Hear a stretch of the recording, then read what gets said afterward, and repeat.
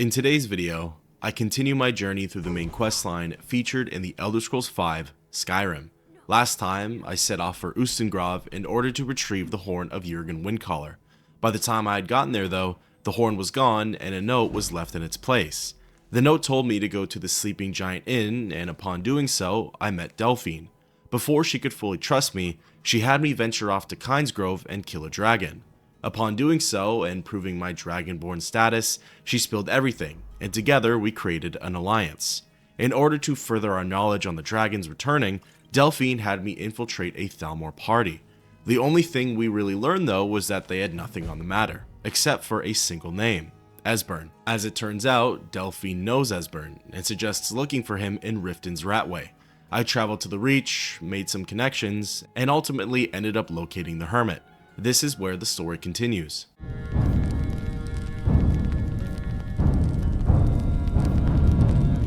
Ready to leave the Ratway, I asked Esbern if he knew the way out, and he led our escape. Exiting his chambers, we made our way to the lower level and ran towards the gateway. As soon as we were out in the open though, we heard Thalmor agents taunt us and ready their weapons. Two Altmer lunged in from different angles and began their assault. Esbern took on the wizard while I dueled with the soldier. I knew that I was fine here, but I was more than curious to see how Esbern was going to handle himself. I defeated my opponent first, and then moved on for the double team. Mage versus mage is usually a slow crawl, so I don't blame him for not getting the wizard's health down by that much. I expected there to be more Thalmor operatives skulking around in the shadows, but that was actually it for the enemy encounters in the Ratway. I wondered if I had just missed them on the way in, or if they were supposed to spawn in after meeting Esbern. Regardless, the remaining trek out of the Ratway was fairly uneventful. We essentially backtracked through the whole tunnel, stepping over the corpses of the Thalmor and the societal outcasts. I suppose if the player had successfully snuck their way through this entire thing, they would then have to fight their way out with Esbern anyways. Things got pretty interesting once we popped back into the city though. Upon ascending to the street level, I witnessed the guards and just about every citizen utterly obliterate a thief. I've always loved the idea that you can then take the now owned items that the thief had stolen and claim them for yourself. Thinking that was it for the funny business, from a distance, I saw Khajiit running towards me. She had a dagger in hand and she was screaming about how I was going to pay for meddling in the Thalmor's affairs. Her name was Shivari, and together with Esbern, we made quick work of her. On her body, she had a letter titled Shivari's Note. Curious, I picked it up and took a glance at it. It read, "I have good reason to believe the target will be coming to Riften in the next few days. Discretion is preferred, but elimination of the target is of the highest priority. The usual restrictions on exposure are lifted. You'll be reassigned outside of Skyrim if necessary, without penalty. Do not fail me. Signed, E." Assuming E is Elenwyn, it seems like the Thalmor officially have it out for me now. But if they want the job done, they're going to have to do a lot better than sending lone assassins. Not wanting to deal with anything else, I fast traveled over to Riverwood with Esbern and made my way for the Sleeping Giant Inn. Delphine, why, it's good to see you. It's been a long time. It's good to see you too, Esbern. It's been too long, old friend. Too long. Well, then. You made it safe and sound. Good. Come on, I have a place we can talk. Orgnar, hold down the bar for a minute, will you? Yeah, sure. Together, the three of us made our way into the war room and got down to business. Now then, I assume you know about... Oh yes, Dragonbone, indeed, yes. Oh, this changes everything, of course. There's no time to lose. We must locate. Let me show you. I know I had it here somewhere. Esbern, what? Give me just a moment. Here it is. You see, right here, Skyhaven Temple. Constructed around one of the main Akaviri military camps in the Reach during their conquest of Skyrim. Do you know what he's talking about? Shh. This is where they built Aldrin's Wall to set down in stone all their accumulated dragon lore. A hedge against the forgetfulness of centuries. A wise and foresighted policy in the event. Despite the far-reaching fame of Aldrin's Wall at the time, one of the wonders of the ancient world, its location was lost. Esbern, what are you getting at? You mean, you don't mean to say you haven't heard of Alduin's Wall? Either of you? Let's pretend we haven't. What's Alduin's Wall, and what does it have to do with stopping the dragons? Alduin's Wall was where the ancient blades recorded all they knew of Alduin and his return. Part history, part prophecy. His location has been lost for centuries, but I've found it again. Not lost, you see, just forgotten. The Blades archives held so many secrets. I was only able to save a few scraps. So you think that Alduin's Wall will tell us how to defeat Alduin? Well, yes, but there's no guarantee, of course. Skyhaven Temple it is, then. I knew you'd have something for us, Esbern. I know the area of the Reach that Esbern's talking about, near what's now known as Karthspire, in the Karth River Canyon. We can meet you there, or all travel together. Your call. I tell her that I'll just meet the two of them there. Your call. Might be safer to travel separately. Attract less attention that way. Don't worry, I'll get Esbern there in one piece. We'll wait for you near Karthspire. Good luck. Before leaving, I took a quick peek at Esbern's book, Annals of the Dragon Guard. The first page shows a map of what appears to be Akaviri temples or outposts. Then, after that, there are several journal logs regarding the Akaviri and their work over in Skyrim. The last couple detail the construction of Alduin's Wall and its magnificence. The very last one talks about Emperor Riemann II consecrating something called the Blood Seal. Whatever that is, it sounds very peculiar. On my way out, Delphine was saying her goodbyes. Orgnar, this is it. The inn is yours. I'm probably never coming back here. Well now, that's something to think about. Take care of yourself, Orgnar. Goodbye. Yeah, sure. You too, Delphine. You be safe. Something I can respect out of Orgnar is that he's a no questions asked type of guy. It's heavy news to drop on someone, but if we're being real, he probably knew that Delphine had some sort of prestigious job or double life, and that innkeeper was just a cover story. Passing by the Riverwood Trader, I quickly dumped my ex's gear and then made way for the Whiterun stables. Forking over 20 gold, the carriage driver brought me to Markarth, and I have to say, it's always been one of my favorite cities. The architecture is stunning, the location is amazing, and the history with the Forsworn is very intriguing. I wish I could say that the ride to Karthspire was uneventful, but I would be lying. Riding along the pathway, I came across a group of Thalmor agents escorting a prisoner. It seems as though word hasn't fully gotten out to the Dominion as they went about their business, unbothered by my presence. For some reason, when I see the Thalmor in the wild, I just can't let them live. To be honest, I didn't even really care that much about the prisoner, and I knew that letting him go would probably mean his death. But anything to antagonize my fellow High Elves was good enough for me. Cutting through his binds, two of the Justiciars armed themselves and began swinging away. The prisoner came to my aid and started throwing his fists around. In the moment, I did feel a little bad for dooming him, but quickly forgot about it once all three agents were defeated. As I continued along the road, I took the path leading southeast and spotted a bridge in the distance, allowing for passage over the river. Just before I got to it though, all hell broke loose. An assassin came creeping out of nowhere and started to slash me up real good. As I was dealing with her, a dragon flew in from who knows where and wanted a piece of the pie. Thinking I could take it on, it ended up being a blood dragon and pretty much wiped the floor with me.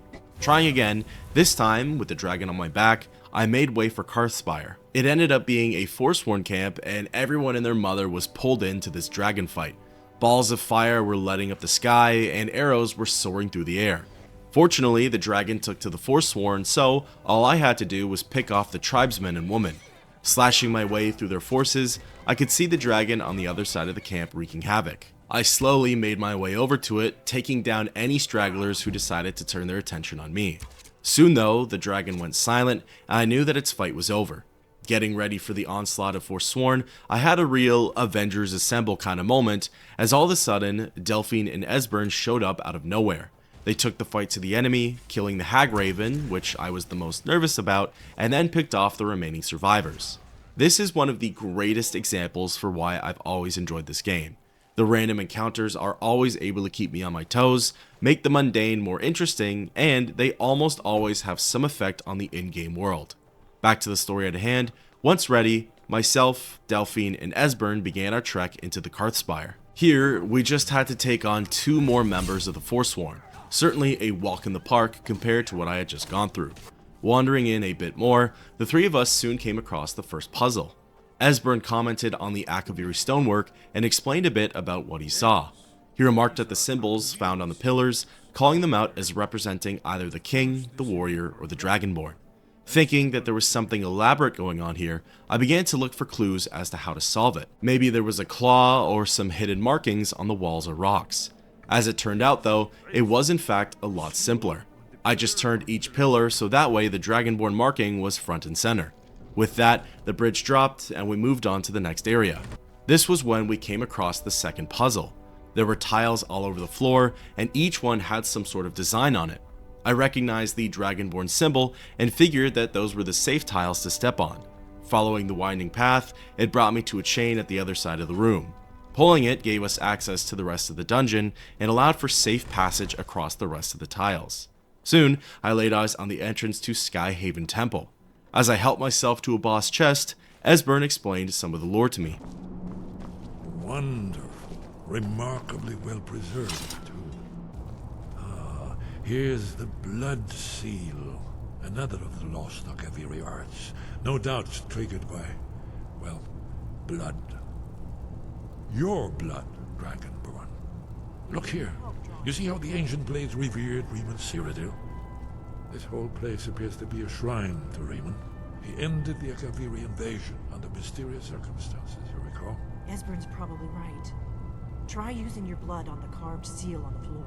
This must have been the very same blood seal from the copy of Annals of the Drakengard. Activating it, my character got down on one knee, cut their hand open, and watched as the entrance unsealed itself. After you, Dragonborn. You should have the honor of being the first to set foot inside. There's no telling what we might find inside. Going into Skyhaven Temple, the area was dark and has long since been abandoned. Leading up to Alduin's Wall, Esbern kept making remarks at the carvings in the hallway. I was really interested in what he had to say, but Delphine kept silencing him and rushing him along. We soon made it to the wall, and Esbern dropped even more lore on me. Shaw's bones, here it is. Aldrin's Wall, so well preserved. Huh? I've never seen a finer example of early Second Era Akaviri sculpture and relief. Esbern, we need information, not a lecture on art history. Yes, let's see what we have. Look, here is Aldrin. This panel goes back to the beginning of time, when Aldrin and the Dragon Cult ruled over Skyrim. Here, the humans rebelled against their dragon overlords, the legendary Dragon War. Aldrin's defeat is the centerpiece of the wall. You see, here is fallen from the sky. The Nord Tongs, masters of the voice, are arrayed against him. So does it show how they defeated him? Isn't that why we're here? Patience, my dear. The Akaviri were not a straightforward people. Everything is couched in allegory and mythic symbolism. Yes. This here, coming from the mouths of the Nord heroes, this is the Akaviri symbol for shout. But there's no way to know what shout is meant. You mean they used a shout to defeat Alduin? You're sure? Oh yes, presumably something rather specific to dragons, or even Alduin himself. Remember, this is where they recorded all they knew of Alduin and his return. So we're looking for a shout then. Damn it. You ever heard of such a thing? A shout that can knock a dragon out of the sky? I told her that the Greybeards might know. You're probably right. I was hoping to avoid having to involve them in this, but it seems we have no choice. I asked what she had against the Greybeards. If they had their way, you do nothing but sit up on their mountain with them and talk to the sky or whatever it is they do. The Greybeards are so afraid of power that they won't use it. Think about it. Have they tried to stop the Civil War or done anything about Alduin? No. And they're afraid of you, of your power. Trust me, there is no need to be afraid. Think of Tiber Septim. Do you think he'd have founded the Empire if he'd listened to the Greybeards? I told Delphine not to worry and that I wasn't afraid of my own power. Good. The Greybeards can teach you a lot. but don't let them turn you away from your destiny. You're Dragonborn, and you're the only one who can stop Alduin. Don't forget it. I said that I'd better go see what Arngir knows about the shout. Right. Good thing they've already let you into their little cult. Not likely they'd help Esbern or me if we came calling. We'll look around Skyhaven Temple and see what else the old blades might have left for us. It's a better hideout than I could have hoped for. Talos guard you.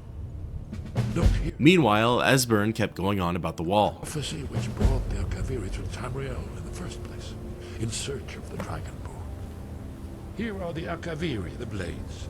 You see their distinctive longswords. Now they kneel, their ancient mission fulfilled, as the last Dragonborn contends with Aldrin at the end of time. Throughout the Elder Scrolls games, Bethesda has always thrown in little breadcrumbs regarding the plot for the next installment. I couldn't help but wonder if this was maybe one of those times. I know that it's widely believed we're going to Hammerfell next, but personally, I would love to explore Akavir and all that it has to offer. Before leaving, I looked around for a bit and discovered some neat gear in one of the side rooms. For starters, there was an enchanted katana called Dragonbane. It dealt 20 points of extra damage to dragons and 10 points of shock damage to anything else. Then, there was a book next to it which increased my one-handed skill. And finally, in a nearby chest, there was a complete set of Blades armor. It was much better than the gear I currently had on, so I figured might as well make the swap. With that, thus ends the quest, Alduin's Wall.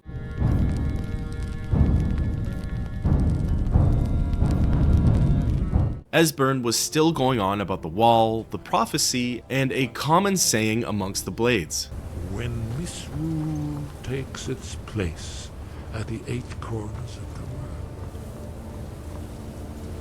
when the brass tower rocks and time is reshaped, when the thrice blessed fail and the red tower trembles, when the Dragonborn ruler loses his throne and the white tower falls, when the snow tower lies sundered, kingless, bleeding, the World Eater wakes, and the wheel turns upon the last Dragonborn. Now, I'm more than certain there's been countless deep dives into what exactly the prophecy alludes to.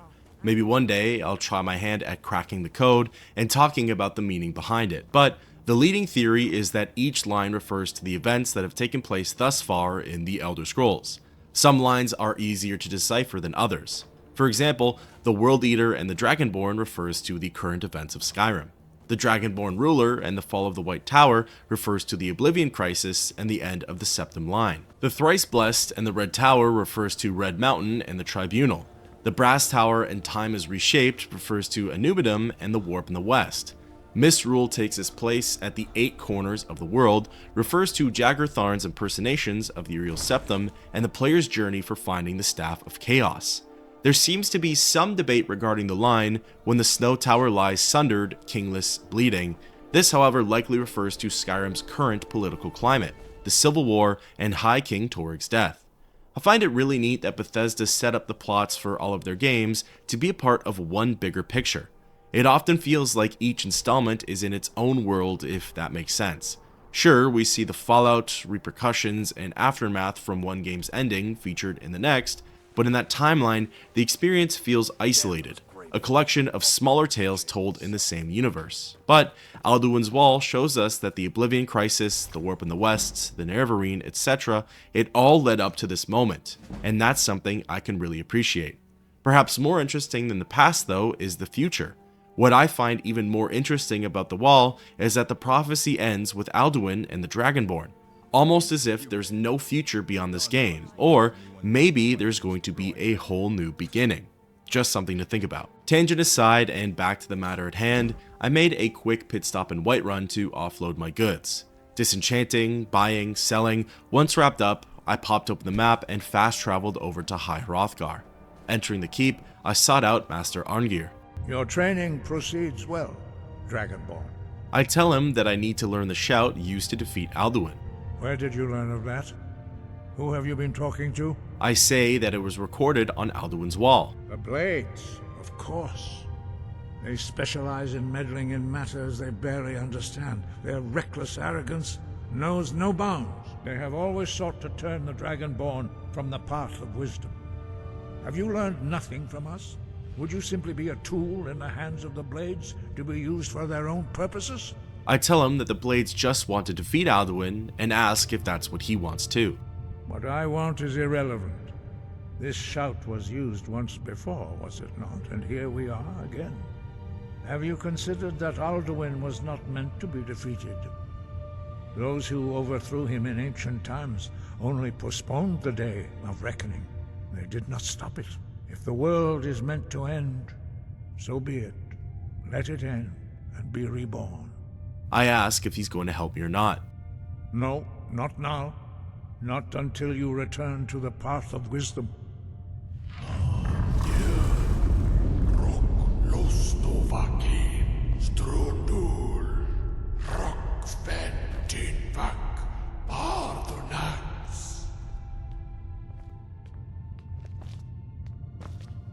Dragonborn? Wait. Forgive me, I was intemperate. I allowed my emotions to cloud my judgment. Master Einarth reminded me of my duty. The decision whether or not to help you is not mine to make. I ask again if he could teach me the shout. No, I cannot teach it to you because I do not know it. It is called Dragonrend, but its words of power are unknown to us. We do not regret this loss. Dragonrend holds no place within the way of the voice. I wondered what's so bad about Dragonrend. It was created by those who had lived under the unimaginable cruelty of Alduin's dragon cult. Their whole lives were consumed with hatred for dragons, and they poured all their anger and hatred into this shout.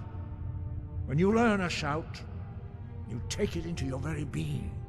In a sense, you become the shout. In order to learn and use this shout, you will be taking this evil into yourself. I asked Arngir that if the shout's lost, how could I defeat Alduin? Only Paarthurnax, the master of our order, can answer that question, if he so chooses. I questioned who this Paarthurnax was. He is our leader. He surpasses us all in his mastery of the way of the voice. I say that I need to speak to him then. You weren't ready. You still aren't ready. But, thanks to the Blades, you now have questions that only Paarthurnax can answer. I asked him why I've yet to meet this Paarthurnax. He lives in seclusion on the very peak of the mountain. He speaks to us only rarely, and never to outsiders. Being allowed to see him is a great privilege. I inquired about how I could get to the top of the mountain. Only those whose voice is strong can find the path. We will teach you a shout to open the way to Paarthurnax. Following the Greybeards, they led me out into the courtyard and up towards the peak. The path ahead though seemed dangerous and challenging. The winds were moving at rapid speeds and the air was clouded in a mist. The path to Paarthurnax lies through this gate. I will show you how to open the way. Arngir created 3 different word inscriptions on the ground. Getting close to each one allowed me to learn all 3 words of the Clear Sky shout. I will grant you my understanding of clear skies.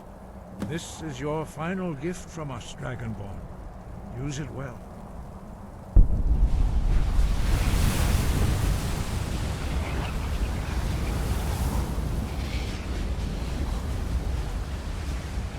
Clear skies will blow away the mist, but only for a time. The path to Paarthurnax is perilous, not to be embarked upon lightly. Keep moving, stay focused on your goal, and you will reach the summit. With the hand-holding at an end, it was time to face the challenges ahead. Out of curiosity, I wanted to see what the winds would do to me if I got too close. They drastically lowered my health and stamina, and for a brief second, I thought I was a goner. Fortunately, my bars regenerated, and I cast the shout. Crazy enough, the Clear Sky shout made the skies clear, and I was free to begin my ascent. For the most part, with every cast, I was able to move up about 30 yards or so.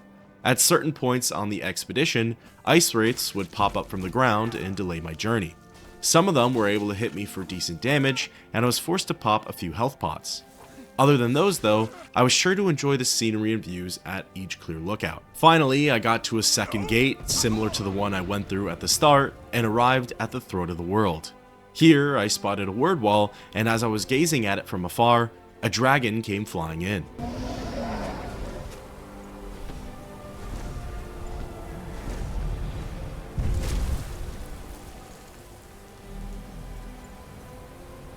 Drem Yolok, greetings, Wundernik. I am Parthenax. Who are you? What brings you to my Strunmach, my mountain? I ask if he's the master of the Greybeards. They see me as master, Wuth Onik, old and wise. It is true I am old. Tell me, why do you come here, Volan? Why do you intrude on my meditation? I tell him that I need to learn Dragonrend and ask him to teach me it. Drem, patience. There are formalities which must be observed at the first meeting of two of the Dove. By long tradition, the Elder speaks first. Hear my Thum. Feel it in your bones. Match it if you are Dovahkiin.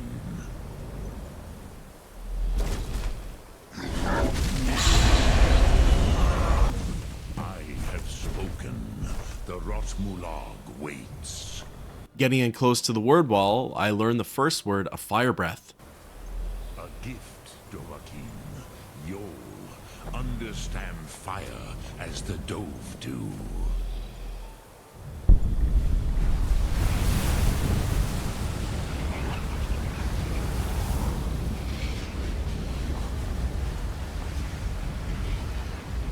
Now, show me what you can do.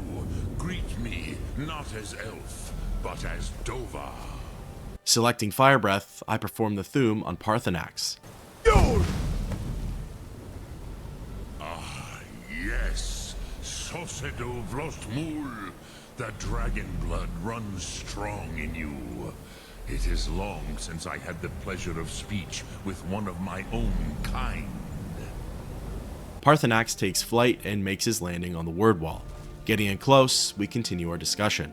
So, you have made your way here to me. No easy task for a Jor, mortal. Even for one of Dovasos, dragon blood. What would you ask of me? I ask him again if he could teach me the Dragonrend shout. I have expected you, Proda. You would not come all this way for Tinvak with an old Dova. No, you seek your weapon against Alduin. I ask him how he knew I came here for the shout. Alduin Comate Tid. What else would you seek? Alduin and Dovahkiin return together. But I do not know the Thum you seek. Croesus, it cannot be known to me. Your kind, Jor, mortals, created it as a weapon against the Dove, the dragons. Our Hadrime, our minds, cannot even comprehend its concepts. I wondered how I could learn it then. Drem, all in good time. First, a question for you. Why do you want to learn this Thum? I tell Parthenax that I need to stop Alduin. Yes, Alduin, Zembach, the elder brother, gifted, grasping, and troublesome, as is so often the case with firstborn. But why? Why must you stop Alduin? I say that the prophecy decrees that only the Dragonborn can stop him. True, but Kostid, prophecy, tells what may be, not what should be. Kostid Salo Ak. Just because you can do a thing does not always mean you should. Do you have no better reason for acting than destiny? Are you nothing but a plaything of Des, of fate? I reply with what better reason to act than to fulfill destiny. If you can see your destiny clearly, your sight is clearer than mine. Dahman, remember, Alduin also follows his destiny as he sees it. But I bow before your certainty. In a way, I envy you. The curse of much knowledge is often indecision. But you have indulged my weakness for speech long enough. Croesus, now I will answer your question. Do you know why I live here, at the peak of the Monavin, what you name Throat of the World? I say that I never thought about it. This is the most sacred mountain in Skyrim, Zokravak Struma, the great mountain of the world. Here, the ancient tongues, the first mortal masters of the voice, brought Alduin to battle and defeated him. I ask if it was using Dragonrend. Yes and no. Viknuzny Karon. Alduin was not truly defeated either. If he was, you would not be here today seeking to defeat him. The Nords of those days used the Dragonrend shout to cripple Alduin, but this was not enough. Ok Mulag Unslad. It was the Kell, the Elder Scroll. They used it to cast him adrift on the currents of time. I confirm if what he's saying is that the ancient Nords sent Alduin forward in time. Not intentionally. Some hoped he would be gone forever, forever lost. Meye. I knew better. Tidbo Amativ. Time flows ever onward. One day, he would surface. Which is why I have lived here. For thousands of mortal years, I have waited. I knew where he would emerge, but not when. I inquire about the so-called Elder Scrolls. How to explain in your tongue?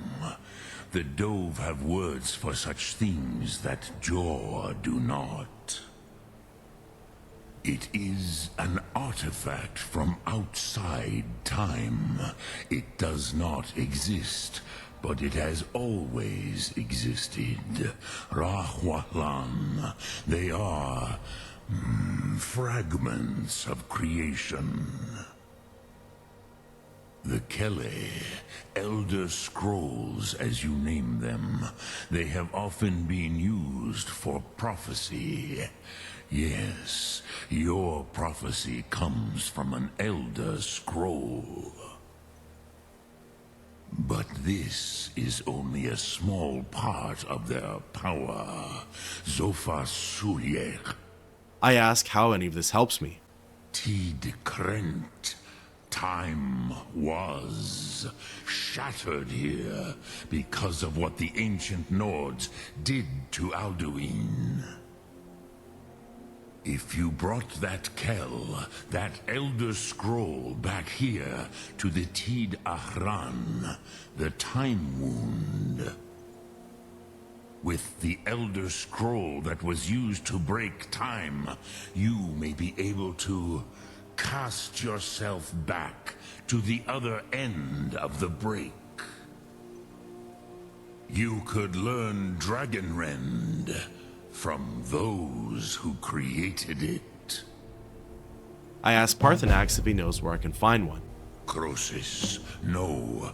I know little of what has passed below in the long years I have lived here. You are likely better informed than I. I wondered if perhaps Esbern or Arngir might have an idea. Trust your instincts, Dovahkiin. Your blood will show you the way. Exiting the conversation, there's a lot to take in here. An Elder Scroll, the Time Wound, both Alduin and I racing towards our destinies. One thing's for sure though, time is of the essence. With that, thus ends the quest, the Throat of the World.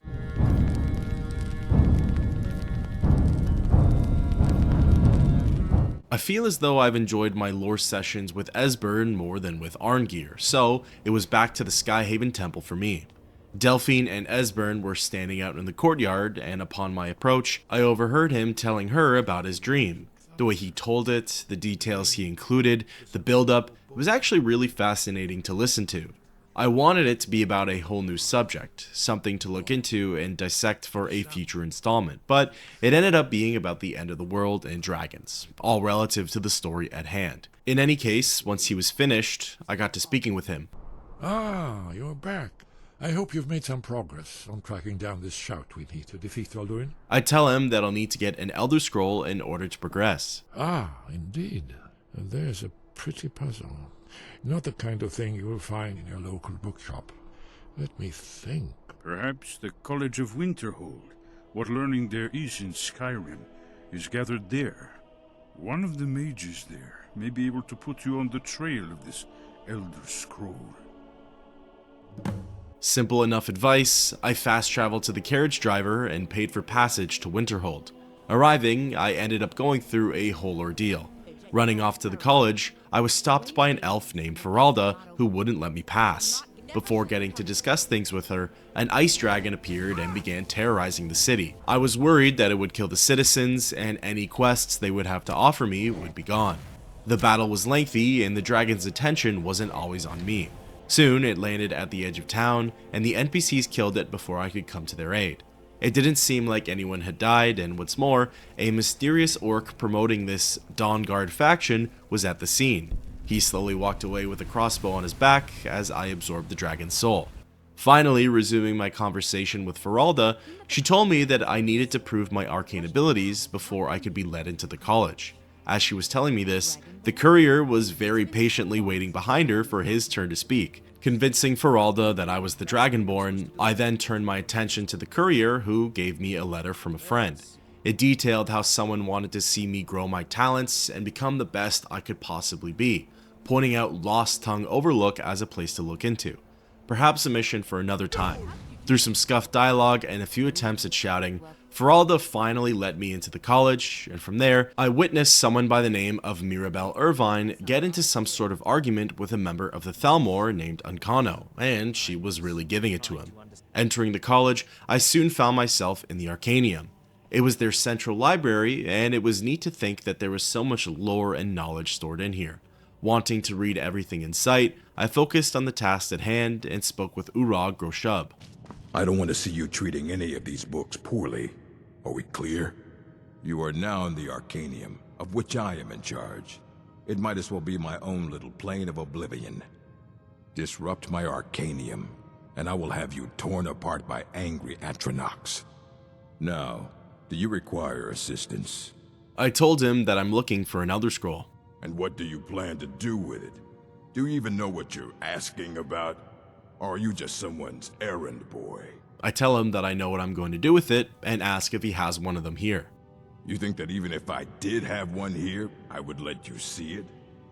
It would be kept under the highest security. The greatest thief in the world wouldn't be able to lay a finger on it. Pulling the celebrity card, I asked him what about the Dragonborn. What about? Wait, are you? Were you the one the Greybeards were calling? I'll bring everything we have on them, but it's not much. So don't get your hopes up. It's mostly lies, leavened with rumor and conjecture. Urog circles around the library and places down 2 books on one of the counters. The first one is titled Effects of the Elder Scrolls. It details the different levels of understanding regarding those who can read the Elder Scrolls. The first level is simply the normal everyday person. To them, the scrolls just look like a bunch of strange writing and constellations. They're unable to make sense of what's on there, kind of like when the player takes the Elder Scroll for the final quest of Oblivion's Thieves Guild faction.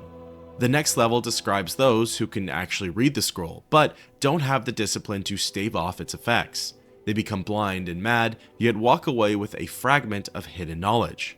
The third level talks about the Moth Priests, again, the very same ones that we see in Oblivion's Thieves Guild questline. These are the ones that have undergone some training for reading and understanding the Elder Scrolls. They walk away with a small degree of blindness and need time and meditation in order to process what they've seen. The last group is pretty much the Blind Moth Priests, the ones who have studied and looked upon the Elder Scrolls for the most amount of time. They have the most understanding of the legendary artifacts. Perhaps the most interesting part for this last group is that the book says that after some time reading the scrolls, the monks will receive one final piece of knowledge, the foresight that their next reading will be their last. They're forever blinded and can no longer study the scrolls. The book also says that, quote, some pose the notion that some other, unseen sense is, in fact, continuing to diminish at this upper range. I'm not really too sure what it's alluding to, whether it means that some otherworldly force is helping to blind the monks, or that an otherworldly force or some form of connection gets weaker every time the scrolls get studied. Regardless, the book just about ends there, and I began to read the next one. Ruminations on the Elder Scrolls by Septimus Cygnus, College of Winterhold. The book was pretty strange. It felt like Septimus wrote in metaphors with allegories and different perspectives. That's the best way I could describe it, as a paragraph sounded something like this. Imagine again, this time but different. A bird cresting the wind is lifted by a gust and downed by a stone. But the stone can come from above. If the bird is upside down, where then does the gust come from?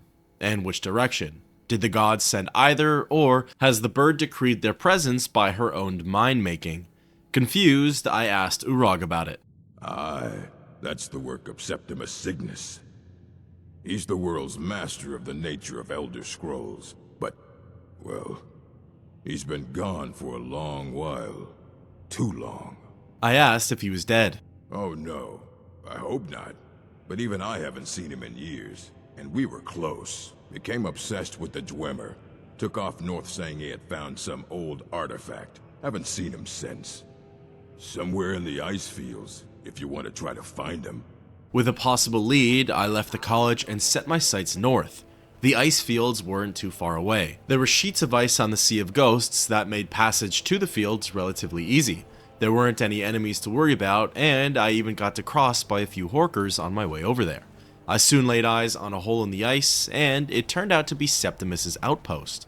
There was a small boat by the entrance, and I wondered if it was Cygnus's from when he originally made the trek out here. Entering the den, I saw a massive Dwemer construct jutting out from the walls, likely the reason behind Septimus wanting to stay here. Descending to the lower level, I spoke with the crazed man. When the top level was built, no more could be placed. It was and is the maximal apex. I told him that I had heard he knows of the Elder Scrolls. Elder Scrolls, indeed. The Empire. They absconded with them, or so they think. The ones they saw, the ones they thought they saw. I know of one, forgotten, sequestered. But I cannot go to it, not poor Septimus, for I have arisen beyond its grasp. I asked him where the scroll was. Here. Well, here as in this plane. Mundus, Tamriel, nearby, relatively speaking. On the cosmological scale, well, it's all nearby. I asked him if he could help me get the scroll or not. One block lifts the other. Septimus will give what you want, but you must bring him something in return. I inquired about what he needed. You see this masterwork of the Dwemer, deep inside their greatest knowings.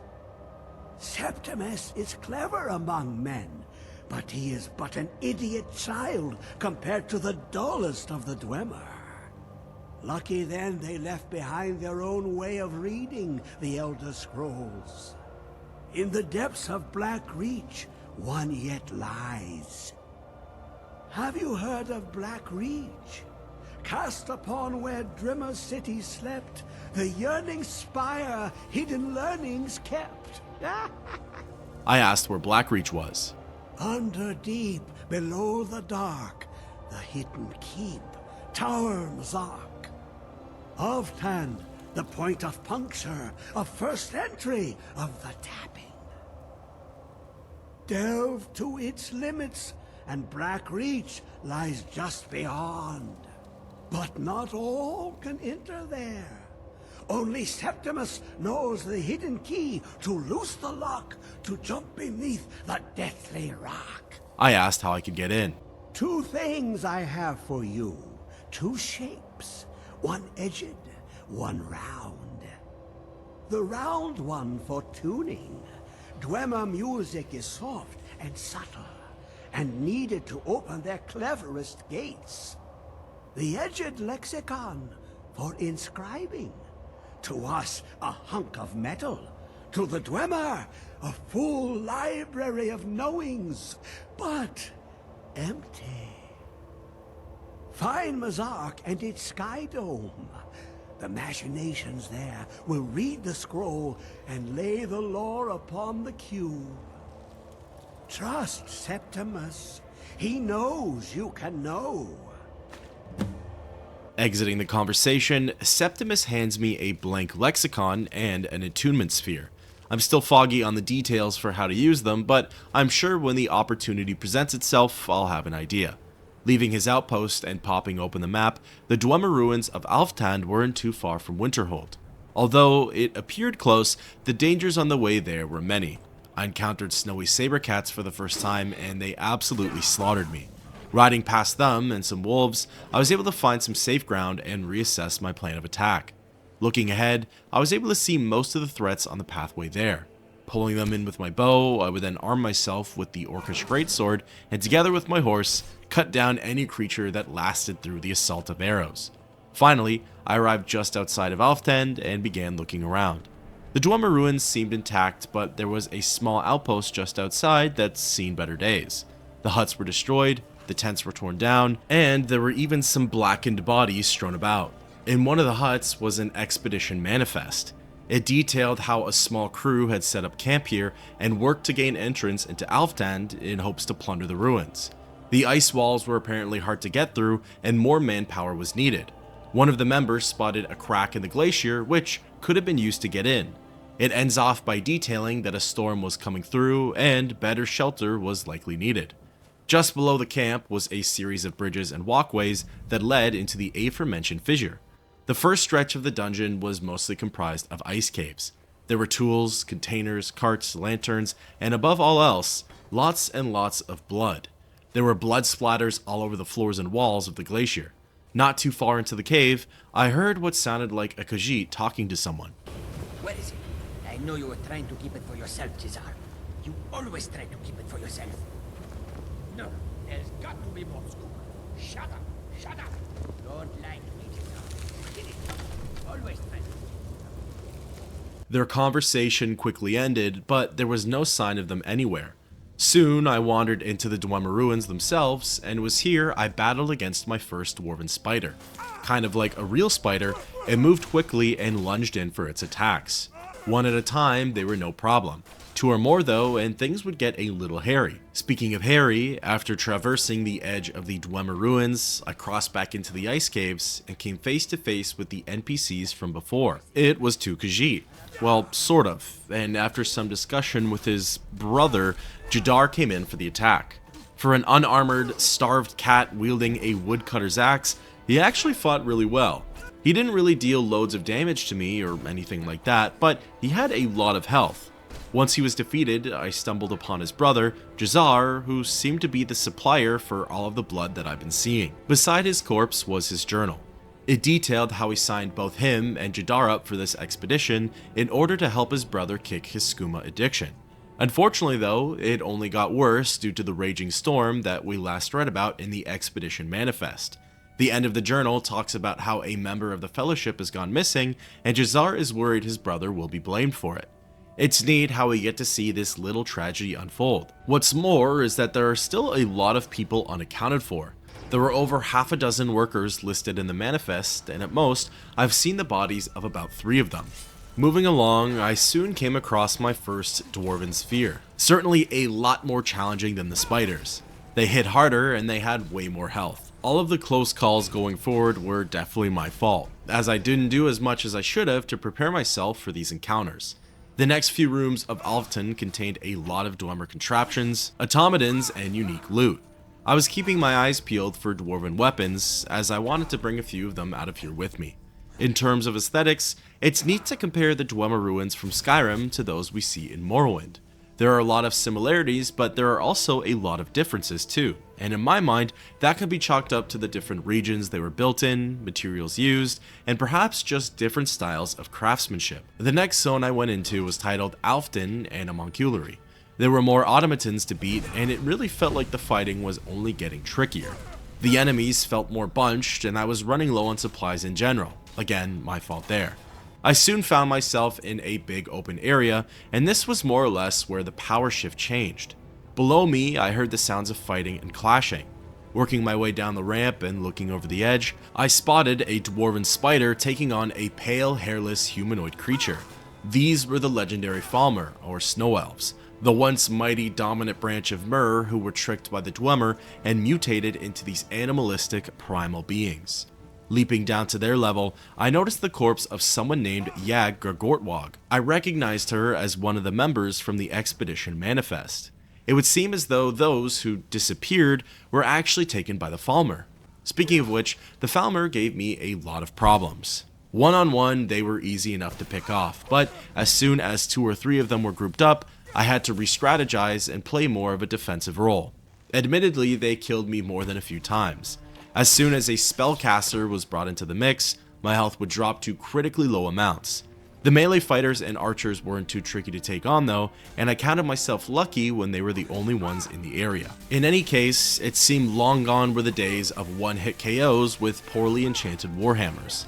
At one point, it even seemed like the Snow Elves were on friendly terms with the Frostbite Spiders, which I thought was a pretty strange alliance.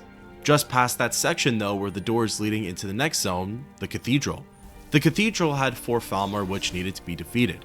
Fortunately, they weren't grouped up very well, so the fight wasn't too bad. There were a few different nooks and crannies on different levels and platforms to check out. There was some decent loot, including my long-awaited Dwarven Battle Axe. Continuing through the room, I soon got to face off against my first Dwarven Centurion. Starting off the fight by getting in close, my battle axe did peanuts for damage, and the Centurion's steam attack almost wiped me immediately. At this point, the flight response for my fight-or-flight instincts kicked in, and I ran for cover. I was able to position myself on one of the nearby structure's roofs and completely dodge its steam attacks. I was even lucky enough to be able to cheese the rest of the fight through firing off some arrows while it remained dormant. At one point, I got a little too cocky and advanced too far up. It quickly shot out its steam at me, and this time, I really did think I was a goner. Fortunately, through healing spells and what few potions I had left, I was able to just barely keep myself in it, finishing off the Centurion from a distance. Ready to move along, I went through the back gates and discovered the remaining crew from that expedition. Sola and Umana were hiding out and whispering to each other. In order to hear their conversation a little better, I attempted to sneak, but accidentally shouted and alerted them to my position. Oddly enough though, this caused the 2 of them to break out into a fight, and I just stood back and watched. Umana ended up besting Sola, and as I do, I swooped in for the cleanup crew duty. Near their corpses was a dwarven mechanism that could be activated. Upon doing so, my character placed the attunement sphere, and that revealed a hidden staircase leading down. Following it, I was finally brought to the mythical site of Blackreach. Blackreach was magnificent. Even though it was in the depths of the earth, the space was completely lit up by a mix of organic and artificial light sources. This felt like a proper dwarven city. There were buildings, structures, lifts, automatons, and contraptions placed all around. It was like taking the exterior of a dwarven ruin from Morrowind and expanding it to at least quadruple the size. Of course, now the Dwemer were gone, and the Falmer have involuntarily taken it over. Upon first coming in here, a dwarven sphere gave me a really tough time, and because of it, I was exercising extra caution for this part. Blackreach had so many different pathways to explore, and it seemed like it connected to a few other unexplored zones. The way in which I needed to go though was pretty obvious and fairly void of enemies.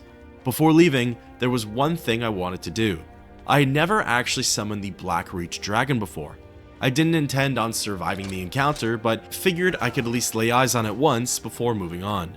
Approaching the golden glowing sphere, I had to fight my way through several Falmer and their servants before getting within range. Once below it, I used unrelenting force and heard the sounds of metal clanking. Moments later, the ancient dragon, Volthuriel, flew around the corner and began breathing fire. For the most part, it seemed like it was me against the world. The dragon wanted nothing to do with the snow elves, and vice versa. Evading the masses, I jumped down to where Volthuriel had landed and got a little closer. One blast of fire breath drastically lowered my health, and I knew it was probably over. Taking shelter in the rapids of a river, I discovered the ultimate method of cheesing this ancient dragon fight. Volthuriel was stuck to the riverbanks, occasionally letting off a fireball. His attack would get stopped by the rocks just in front of me though, and through what must have been close to 70 arrows, I was able to kill it. It sort of felt similar to cutting off the tail of the Hellkite Wyvern in Dark Souls Undeadburg. Once Volthuriel was slain, I followed my quest marker which led me to the Tower of Mazark. The tower was my final landing spot for this voyage. After looting the front room, the doors in the back brought me to a complex and unique Dwemer puzzle. Looking around, I found the skeleton of someone named Drocht laying on the floor. Beside his remains was his journal. It detailed his complications for solving the puzzle and that he was essentially trapped in here due to the Falmer below and the wolves above. It also gives the player a little bit of insight into how operating the puzzle works. Ascending to the top platform, I placed the lexicon in its receptacle, and this started the process. Out of the 4 buttons, only the 2 on the right hand side were lit up. Pressing the one on the inside twice, this seemed to activate the lexicon and gave me access to more buttons. From here, I'll be completely honest with you, whichever buttons were freshly lit up or hadn't been pressed in a while were the ones that I activated. It did the trick nicely though, as all of the mirrors and lenses had begun to manipulate the light. Once every panel on the floor below had a beam shining down on it, the puzzle was complete. A crystal-like container lowered from the ceiling opened up and revealed the Elder Scroll. Taking it for myself, it always feels surreal when the character obtains one of these, some of the most critical and forbidden knowledge in the entire universe. Before leaving, I snagged the rune lexicon from the receptacle, which was now transcribed. Perhaps someday I'll give it back to Septimus. With that, thus ends the quest, Elder Knowledge.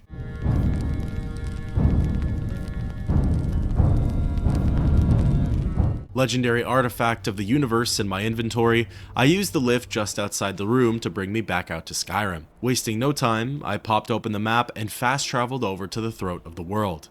Arriving, Parthenax was waiting for me atop a peak. You have it. The Kell.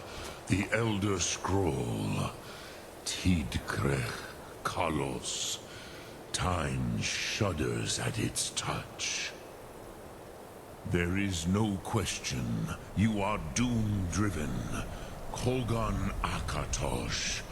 The very bones of the earth are at your disposal. Go then. Fulfill your destiny. Take the scroll to the Time Wound. Do not delay. Alduin will be coming. He cannot miss the signs. Running up to the Time Wound, I pulled out the Elder Scroll and watched as its secrets were revealed to me.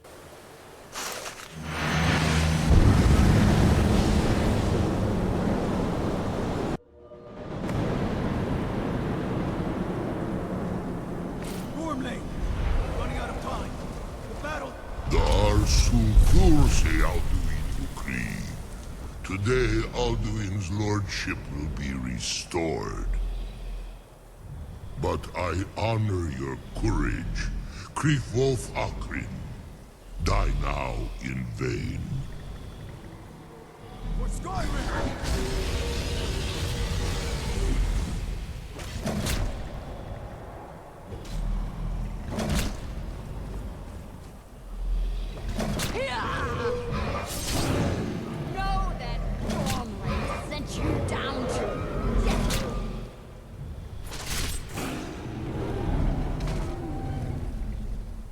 Hakon! A glorious day, is it not? Have you no thought beyond the blooding of your blade? What else is there? The battle below goes ill. If Alduin does not rise to our challenge, I fear all may be lost. You worry too much, brother. Victory will be ours. Why does Alduin hang back? We've staked everything on this plan of yours, old man. He will come. He cannot ignore our defiance. And why should he fear us, even now? We blooded him well. 4 of his kin have fallen to my blade alone this day. But none have yet stood against Alduin himself. Oh, sorry, Birka. They did not have Dragonrend. Once we bring him down, I promise, I will have his head. You do not understand. Alduin cannot be slain like a lesser dragon. He is beyond our strength. Which is why I brought the Elder Scroll. Feldir, we agreed not to use it. I never agreed. And if you are right, I will not need it. it. We'll deal with Alduin ourselves. Here and now. We shall see soon enough. Alduin approaches. So be it.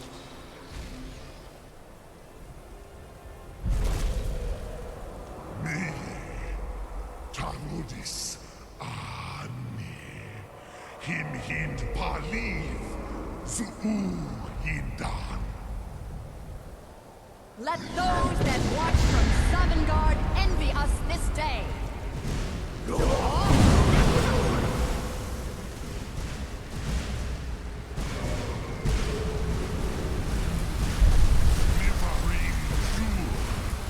What have you done?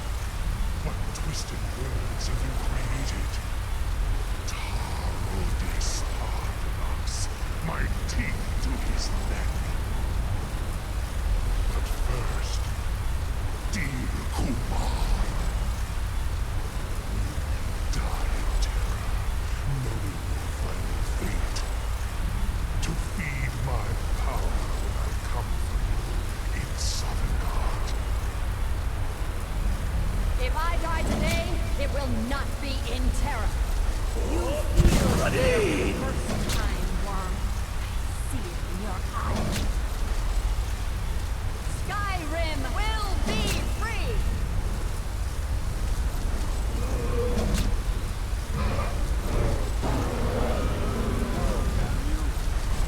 There's no use. Hold Alduin on the wing. Sister Hawk, grant us your sacred breath to make this contract heard. Begone, World Eater. By words with older bones than your own, we break your perch on this age and send you out. You are banished. We shout you out from all our endings unto the last.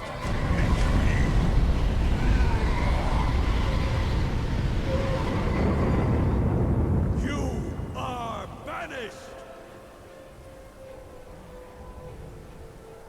Worked. Did it. Yes, the World Eater is gone. May the spirits have mercy on our souls. As the vision ends, my sight comes back, and flying in front of me is Alduin the World Eater. My belly is full of the souls of your fellow mortals, Dovahkiin. Die now, and await your fate in Sovngarde. Lost Foot, you are too late, Alduin. Dovahkiin, use Dragonrend if you know it. As predicted, my character was able to learn the Dragonrend shout from the Nords of old. Casting it, a force of energy shrouded both Alduin and Paarthurnax. Within moments, both dragons were lowered to the ground and the fight had begun. Alduin had quite a lot of health, and his attacks did decent amounts of damage. While face to face, he could dish out both frost and fire attacks. Of course, if too close, he could also whip with his tail and nip with his razor-sharp teeth.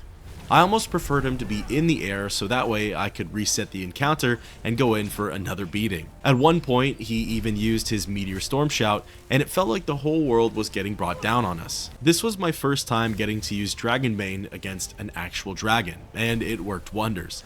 Healing spell in my left hand, enchanted Akaviri katana in the right, Alduin could hit me point blank with his attacks, and I could essentially negate all of the damage. It did the trick for most of the battle, but then came the point when Alduin was permanently grounded, and I lost all charge with Dragonbane. Now, my attacks were doing nothing, and his were giving me a run for my money.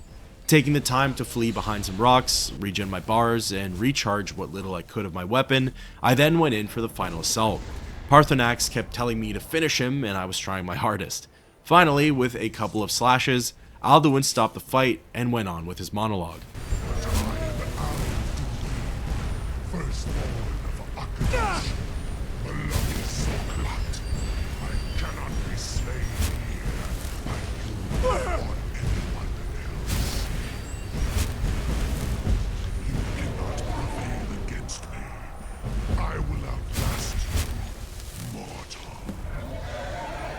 As the World Eater flew away, it felt like the true war was only just beginning.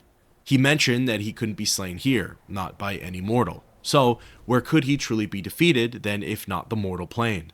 With that, thus ends the quest, Alduin's Bane.